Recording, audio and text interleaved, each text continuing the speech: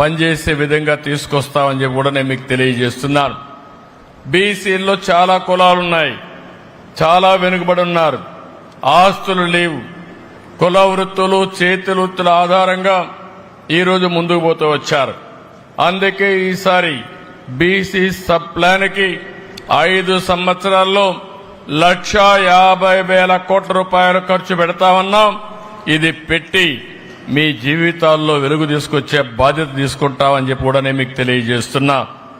స్థానిక సంస్థల్లో మళ్లీ 34% రిజర్వేషన్లు తీసుకొస్తాం. నా ఆలోచన ఒకటే, అన్ని వర్గాలకు న్యాయం జరగాలి. ఏ కొద్ది మందికో కాకుండా అట్టడుగు నుండే వర్గాల్ని ఆర్థికంగా, రాజకీయంగా, సామాజికంగా పైకి తీసుకురావాల్సిన బాధ్యత రాజకీయ పార్టీలకు ఉంది. దాన్ని ఏ విధంగా చేయాలనో అనునిత్యం ఆలోచించి చేస్తామని చెప్పి కూడా నేను మీకు తెలియజేస్తున్నా. చట్టసభల్లో వెనుకబడిన వర్గాలకు 33% రిజర్వేషన్ల కోసం అసెంబ్లీలో తీర్మానం చేస్తాం. పార్లమెంట్లో ఇది చట్టమయ్యే వరకు మీ తరపు నుండి పోరాడతామని చెప్పి కూడా నేను మీకు అందరికీ హామీ ఇస్తున్నాను. ఇంకో పక్క నామినేషన్ పోస్టులో కూడా మీకు న్యాయం చేస్తాం. ఈరోజు మీరు చూస్తే టీడీపీ రాష్ట్ర పార్టీ అధ్యక్షుడిని, స్పీకర్ని కూడా బీసీలకే ఇచ్చాం. మంత్రులను కూడా అగ్రస్థానం ఇచ్చిన party Telugu Desam party, NDA government అని చెప్పి కూడా నేను గుర్తు చేస్తున్నాను. అయితే ఈరోజు మీరు ఒక్క విషయం గుర్తుపెట్టుకోవాలి. నేనైతే ఈరోజు ఎంతో ఆశగా వచ్చాను అన్ని అనౌన్స్ చేయాలని. అడిగిన దానికంటే ఎక్కువ ఇవ్వడం నా స్వభావం.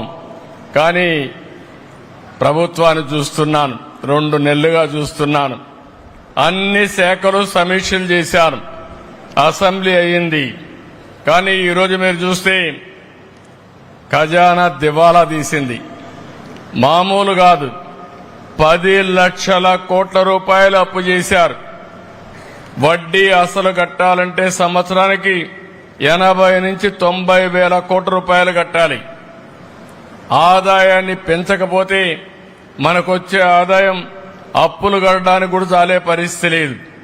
అంటే పెను సవాళ్లున్నాయి. కానీ ఈ సవాళ్లను అధిగమించడానికి ఈ ప్రభుత్వం దృఢ సంకల్పంతో పనిచేస్తామని చెప్పి కూడా నేను మీకు తెలియజేస్తున్నా. ఏ శాఖలో చూసినా దోపిడీ, విధ్వంసం, అవినీతి, వ్యవస్థలు నిర్వీర్యమైపోవడం. నేను 4వసారి ముఖ్యమంత్రి అయ్యాను. 3 సార్లు చూశాను. 3 సార్లు కూడా ఎప్పుడూ ఇన్ని ఇబ్బందులు నేను ఎప్పుడూ చూడలేదు. మొట్టమొదటిసారిగా వ్యవస్థ పూర్తిగా భ్రష్టుపట్టి ఎక్కడికక్కడ నిర్వీర్యమైపోయి సమస్యలన్నీ కూడా ఒక సుడు